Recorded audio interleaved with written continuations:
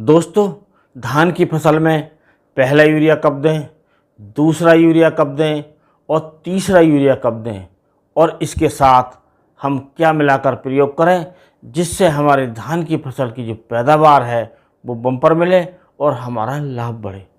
क्योंकि दोस्तों, जो यूरिया का मैनेजमेंट है वो बहुत कुछ निर्भर करता है कि हमारे धान की फसल की कितनी पैदावार मिलेगी। क्योंकि दोस्तों, जो यूरिया है यदि हम इसका असंतुलित प्रयोग करते हैं तो हमारे धान की लंबाई ज़्यादा ही बढ़ सकती है और उसमें विभिन्न प्रकार के रोग भी आ सकते हैं।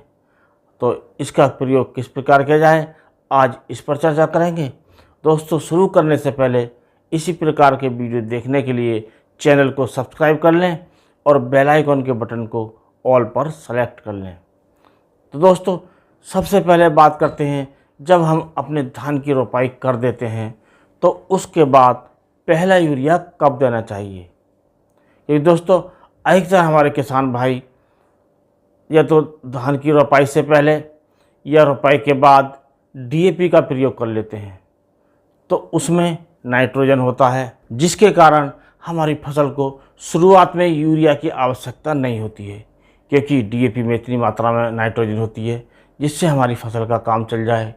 और जब शुरुआत में हमारी फसल को जो ज़्यादा आवश्यकता होती है वो होती है फॉस्फोरस की और पोटास की, जिसके कारण जड़ों का विकास होता है। और अब बात आती है कि ये यूरिया पहला कब दिया जाए। तो दोस्तों, जो पहला यूरिया हम दे सकते हैं वो दे सकते हैं 15 दिन की अवस्था पर। और दोस्तों, इसमें भी वैरायटी पर निर्भर करता है कि हमारे धान की वैरायटी कौन सी है।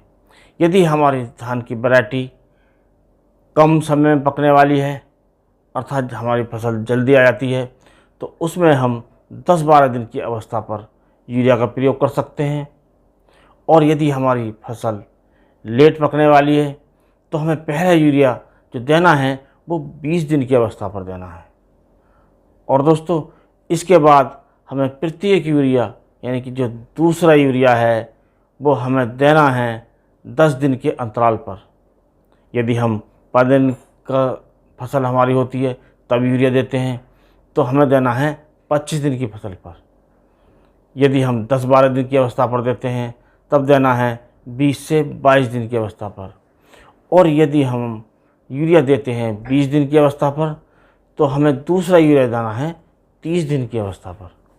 इसी प्रकार तीसरा यूरिया भी हमें 10 दिन के अंतराल पर देना है। और दोस्तों, जब हम पहला यूरिया देते हैं तो इसमें हमें क्या मिलाकर प्रयोग करना चाहिए। तो दोस्तों, इसके साथ हमें प्रयोग करना चाहिए जिंक सल्फेट भी प्रयोग कर सकते हैं जो 33% के रूप में आती है, और जिंक सल्फेट प्रयोग कर सकते हैं जो 21% के रूप में आती है। लेकिन दोस्तों, जो जिंक सल्फेट होता है 21%, उसे यदि हम यूरिया मिलाकर प्रयोग करते हैं तो वो पानी कर देता है। तो या तो हमें इसे बहुत जल्दी मिलाकर हैंड टू हैंड मिलाकर प्रयोग करना चाहिए, या हम 21% के रूप में जो जिंक होती है उसका प्रयोग कर सकते हैं। इनकी मात्रा की बात करें तो हमें जो 21% जिंक है उसकी मात्रा लेनी है 8 से 10 किलोग्राम प्रति एकड़, और जो 33% जिंक होती है उसकी मात्रा लेनी है हमें 5 किलोग्राम प्रति एकड़ के हिसाब से। इन दोनों में हमें जो सही लगे उसका हम प्रयोग कर सकते हैं, दोनों के रिजल्ट अच्छे आते हैं। अब दोस्तों, जब हम दूसरा यूरिया प्रयोग करते हैं, चाहे हम 10-12 दिन के बाद हम 20 दिन की अवस्था पर करें या 25 दिन की अवस्था पर करें या 30 दिन की अवस्था पर करें, वो हम वैरायटी के अनुसार प्रयोग करते हैं। तो उसमें हमें प्रयोग करना चाहिए फर्टेरा, कार्टाप हाइड्रोक्लोराइड, या हम वर्टा को प्रयोग कर सकते हैं। क्योंकि दोस्तों, ये जो अवस्था होती है 20 दिन की, ये समय हमारी फसल में ये पत्ती लपेटक ज़्यादा आता है और विभिन्न प्रकार के जो कीट होते हैं वो आने की संभावना रहती है। तो हम किसी अच्छे कीटनाशक का हम इस समय प्रयोग करें तो हम इस नुकसान से बचे रह सकते हैं।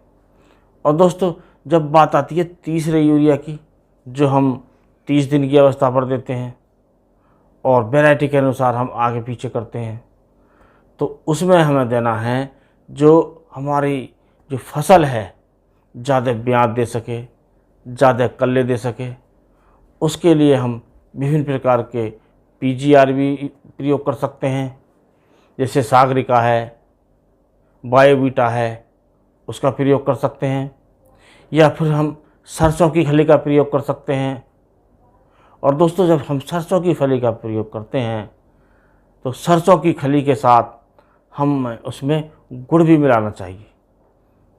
यदि हम 10 किलोग्राम सरसों की खली प्रयोग करते हैं तो हम इसमें 1 से 2 किलोग्राम गुड़ भी मिला सकते हैं। और इसका प्रयोग करने से हमारी जो फसल है वो ज़्यादा टेलर्स देती है, ज़्यादा कल्ले देती है।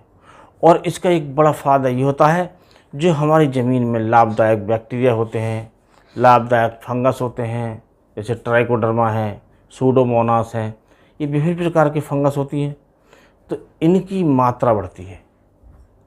जो हम गुड़ का प्रयोग करते हैं, ये एक प्रकार से विभिन्न प्रकार के जो बैक्टीरिया हैं, विभिन्न प्रकार के जो हमारे लाभदायक फंगस हैं, उनका ये भोजन होता है। और जब उचित समय पर उचित मात्रा में जब भोजन मिलता है तो इनकी संख्या बढ़ती है। और इनकी संख्या बढ़ने का मतलब है जो हमारी फसल है वो ज़्यादा स्वस्थ होगी, ज़्यादा पैदावार देगी, अर्थात बम्पर पैदावार देगी। कुल मिलाकर हमें जो लाभ मिलेगा वो ज़्यादा मिलेगा। और दोस्तों, हमें जो कल्ले निकलने का जो प्रयास है वो ये 30 दिन की अवस्था में करना चाहिए। 20 से 30 दिन में हमारे जो कल्ले हैं वो ज़्यादा निकलते हैं, और हमें इस बात का पूरा ध्यान रखना चाहिए। और जो विभिन्न प्रकार के जो पोषक तत्व हैं उनका प्रयोग हमें कर लेना चाहिए जब हमारी बालियाँ बननी शुरू हों। ऊपर नहीं, नीचे की तरफ, जब नीचे से हमारी बालियाँ बननी शुरू हों। और वो जो अवस्था होती है वो होती है लगभग 40 दिन की अवस्था, जो बाद में वो बालियाँ निकल कर बाहर आती हैं। तो दोस्तों, आज के वीडियो में बस इतना ही। अगले वीडियो में नए टॉपिक के साथ फिर मिलते हैं। लेकिन दोस्तों, चलते चलते आपसे एक अनुरोध और करेंगे, क्योंकि हमारे बहुत से किसान भाई वीडियो तो देखते हैं लेकिन वो सब्सक्राइब करना भूल जाते हैं। तो वीडियो को सब्सक्राइब अवश्य करके जाइए। इसके साथ नमस्कार।